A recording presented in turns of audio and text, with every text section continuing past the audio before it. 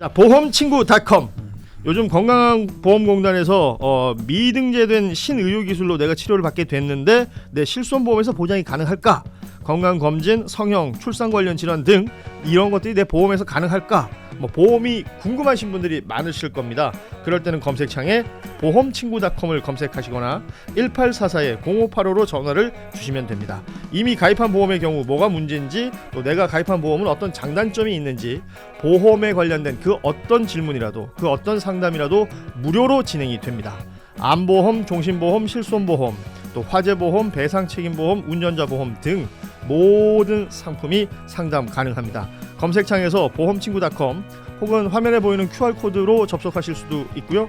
전화 1844-0585 어디든 연락 주시면 보험 관련된 친절한 상담 무료로 받아보실 수 있는 보험친구닷컴이었습니다. 다음 이야기는 저희 2차 특검 수사 상황들 조금 체크해 보겠습니다. 오늘 제가 뉴스를 보다가 김태호 전 안보실 1차장 관련 뉴스가 나왔는데 너무 웃겨가지고요. 계속해서 어떤 수사 선상에서 빠져나와 있었던 사람. 그리고 12월 3일 우리가 흔히 말하는 알리바이가 있는 두 사람 중에 한 명. 그날 정확하게 알리바이가 있는 게 김건희, 김태호 딱 두 명이었거든요. 네. 그래서 계속 빠져다니고 있었는데 지금 언제부턴가 이제 소환도 되고 조사도 받는다는 뉴스가 나왔었잖아요. 근데 조사받으러 가서 그런 얘기를 했다는 거예요. 윤석열이 미친 줄 알았다. 제대로 파악했네. 이거는 본인의 혐의를 인정하지 않기 위해서 지금 말을 하고 있는 것 아닌가라는 생각이 드는데, 자, 변호사가 이건 설명을 좀 해주세요. 왜 이런 식으로 나오는 걸까요? 이게 본인은 거기에 따르지 않았다, 동조하지 않았다라는 그것을 남기기 위해 저런 진술을 한 거고, 사실 뭐 정치적 의도나 신념이 없다면 피고인 한 명으로서는 가장 현명한 선택 중 하나죠. 보세요. 지금 김태호 1차장이 받는 그 수사 내용은 뭐냐면, 계엄이 시작이 되었고 이 계엄이 정당하다는 것을 해외에 알리는 작업, 거기에 개입했다라는 부분 그렇죠. 아닙니까? 지시를 했다는 내용인데, 근데 나는 그거를 대통령한테 당시 윤석열로부터 지시를 받을 때 윤석열이 미친 줄 알았다라고 얘기한 거잖아요. 그럼 대통령한테 직접 가서 당신 미쳤어? 이렇게 얘기했으면 그 말이 신빙성이 있지. 그 네. 말 안 하고 꾹 참고 다 협조한 거 아니겠습니까? 그러니까 지금 두 가지로 빠져나가려고 할 것 같아요. 나는 그거에 동의하지도 않았고 실무진들이 알아서 했다. 나의 관여를 최대한 줄이는 방어 방법. 이고, 만약에 그게 가담이라고 치더라도 나는 거기에 동의하지 않고 적극적으로 하지 않았기 때문에 형량을 줄여주세요라는 건데, 그러니까 이 사람의 옳고 그름 이런 걸 떠나서 변론 전략상으로는 선택할 수 있는 최선의 수를 선택한 거고, 아마 그 이제 신념을 지켰던 사람들과는 좀 다른, 어떻게 보면 조금 결과가 나오지 않을까 생각합니다. 좋습니다. 그리고 이제 독방에 수감되어 있는 것으로 알려진 윤석열, 이 교정시설 내에서 특혜 받는다라는 얘기들이 있었는데, 그래서 법무부가 윤석열의 수감 장소인 서울구치소 독거실을 처음 공개했어요. 저 왜 저렇게 윤석열은 너무 꽉 찰 것 같은데. 사람을 왜 저렇게 이렇게 저게 아마 교정 직원이 대신한데 그 사람이 그렇겠죠. 특정되지 않기 위해 이해하기 쉽게 저렇게 해놓은 것 저만하다. 뒤에 같은데. 화장실도 있고 저만하다 이야기를 한 거잖아요. 근데 저도 오늘 아침에 제 라이브 방송 임세인 TV에서 저걸 이제 다뤘거든요. 예. 근데 굉장히 재밌는 게 법무부가 굉장히 요새 일을 잘합니다. 지금 저 방송은 저 자료는 법무부 TV라는 게 있더라고, 유튜브에. 예. 개설을 했나 봐요. 그 법무부 TV에 나와 있는 내용이고, 그래서 실제로 이제 가서 앉아 있고 누워 있고를 한번 보여줍니다. 그러니까 방 3개 쓰는 거 아니에요, 윤석열? 여기서 쓰고 있어요라고 이제 보여주는 거고요. 또 최근에 법무부가 일을 또 굉장히 잘한 게 뭐냐면, 윤석열, 김건희가 변호사를 하루 종일 적견합니다. 그래요. 그래서 다른 수감자들에게 피해를 주거나 아니면 실제로 이제 변호사 비용을 마련하지 못하는 사람들에게 상대적 박탈감을 주잖아요. 아니, 돈 많으면 계속 변호사 데리고 약간 시설 좋은 데서 계속 있는 거 아니에요. 예. 더울 때는 에어컨에서, 추울 때는 난방비에서. 그런 문제점이 있어서 이번에 법무부 장관 정성호 장관께서 결단을 내려가지고요. 이게 법무부 장관 이 조치는 사실 입법이 필요 없고 법무부에서 결단 내리고 교정시설에다가 내려주면 되거든요. 규정을 어떻게 했냐? 그러니까 하루에 3회만 제한하기로 했습니다.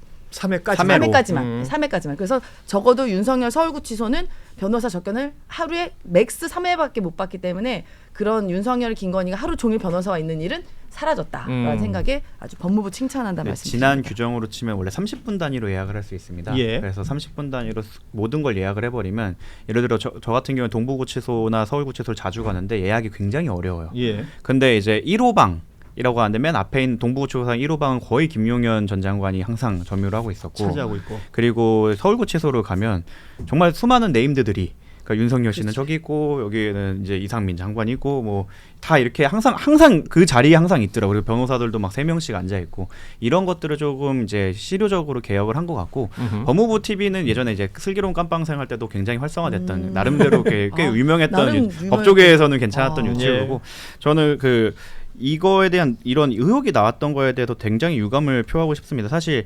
이거를 기자님들이 이제 독거실에 대해서 얘기를 하셨는데 좀 그러니까 기사로 지금은 유튜브를 많이 하고 계시지만 기자 출신 분들이시기 때문에 정말 취재를 해서 기사로 낼 수 있는 수준이 되었을 때 밝혔으면 좋겠어요. 그러니까 그 재소자들이나 이런 사람들 들어서 이렇다더라라는 식으로 이렇게 의혹을 제기하면 우리나라 행정권이 저렇게 낭비되는 이제 의도치 않게 비판을 받아야 되기 때문에 예. 그 부분은 매우 부적절하다 생각하고 원래 기자분들이셨고 워낙 취재력이 뛰어나신 분들이었기 때문에 예전처럼 기자로서 취재를 한 다음에 그것이 완결성이 있을 때 조금 방송이나 이런 데서 밝혀주셨으면 좋겠다 생각합니다. 좋습니다. 김태우 이야기 나왔으니까 제가 요 얘기 예. 또 제가 노래했던 건데 꼭 밝히고 싶은 게 특검이 국무위원들에게 나눠준 페이퍼 누가 만들었는지 그거 못 찾아내면은 이 내란 진상규명 안 된 거예요. 예. 그 페이퍼 만든 사람이 내란의 총괄 기획자입니다. 맞아. 그렇죠. 그 문건을 누가 작성했을 것이냐. 그리고 작성을 할 때 작성할 때 어떤 실무자도 있고 명령자도 있을 거 아닙니까? 그러니까 이런 부분들 코어 중에 코어가 될 텐데 여기에 대한 얘기는 잘 안 들려요. 늘 약간 이 변방의 이야기들이 더 많이 들리는 것 같아서 이 부분에 대해서 이제 특검 수사 아쉽다라고 얘기하는 분들도 분명히 있습니다. 그러나 코어 중에 코어가 가장 신빙성 있는 인물이 김태효와 박성재입니다. 이 둘이 콜라보로 만들었다는 설이 굉장히 많죠. 예. 저는 둘은 개인적으로는 구석이 안 됐어요. 아하. 그 서면을 봤을 때 법조인이 쓴 건 아니다라는 생각을 했었어요. 맞습니다. 양식을 보면 공무원 양식이에요. 네. 공무원 양식이면서 저 같은 놈이 쓴 거예요. 저 같은 놈은 뭐죠? 어떤 놈이죠?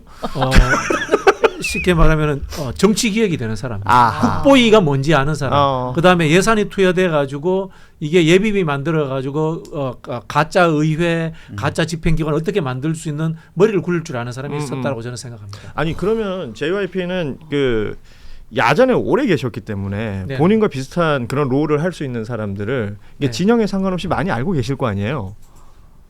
근데 실명 검증할 수는 없죠. 이게 또 아니, 그러니까 이제 확인할 수가 없으니까. 후보가 한 몇 명 정도로 압축이 되지 않습니까? 압축법 제 앞에 사람이 벌써 발언했잖아요.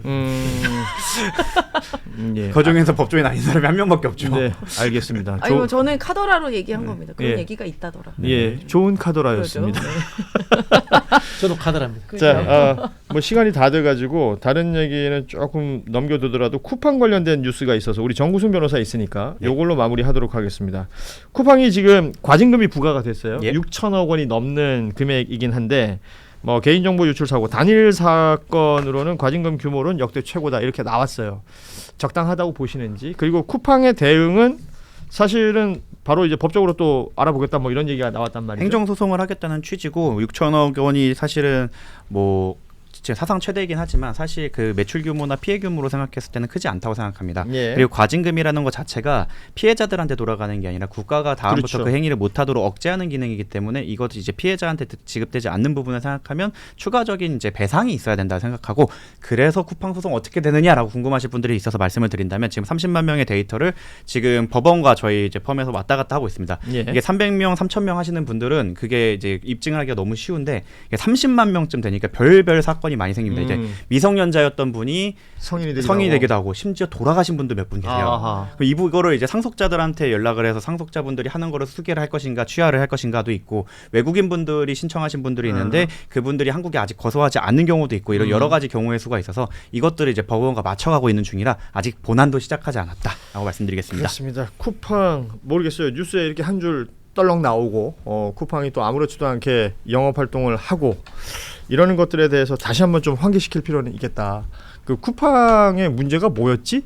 라고 얘기하는 분들도 최근에 제가 봤습니다. 그러니까 개인정보 유출 이게 너무 아무렇지도 않게 그냥 지나가고 있는 거예요. 너무 그 이후에도 너무 많은 개인정보 유출 네. 사건이 터졌고 거기에 대해서 조금 민주당 특히 우리 민주당이 입법을 통해서 그러니까 소입구 외양간이라도 고쳤어야 되는데 그 이후로는 사실 뚜렷한 제재나 입법이 없었기 때문에 계속 그런 게 일어난다고 아쉽죠. 생각하고 예. 그거에 대한 의심이 저는 누가 도대체 쿠팡을 만났느냐인데 그래서 이제 쿠팡 대관들이 과연 어떤 국회의원을 만났는지를 국회 사무처에 저희가 그 정보 공개 청구를 얘기를 하고 있군요. 했으나 그쪽에서 거부를 했고 네. 그래서 저희가 소송까지 걸었습니다. 자, 이런 시간들이 지나가고 있습니다. 뉴스 사실은 늘 말씀드리지만 신문으로 치면 지면의 한계, 방송으로 치면 시간의 한계 때문에 다루지 못하는 뉴스들 생각보다 중요한 뉴스들 많습니다. 여러분들도 그런 뉴스들이 보이면 저희한테 알려주세요. 저희가 억지로 끌고 와서라도 한번 다루도록 하겠습니다. 다루어지지 않으면 잊혀지고요. 잊혀지지 않으면 그 안에서 골마 터지는 게 있어요. 선관위 보세요.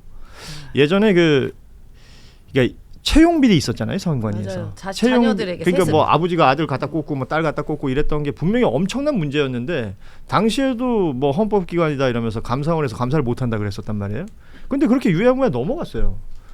그 골마 터졌던 것이 이번에 나온 부실 투표 아닐까, 부실 선거 관리가 아닐까, 저는 그런 생각까지 해서 잘 숨어있는 뉴스들까지 긁어와서 저희가 전해드리도록 하겠습니다.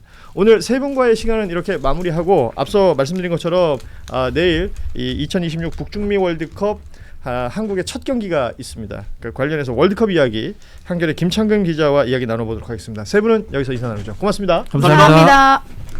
자, 보험친구.com 요즘 건강보험공단에서 미등재된 신의료기술로 내가 치료를 받게 됐는데 내 실손보험에서 보장이 가능할까?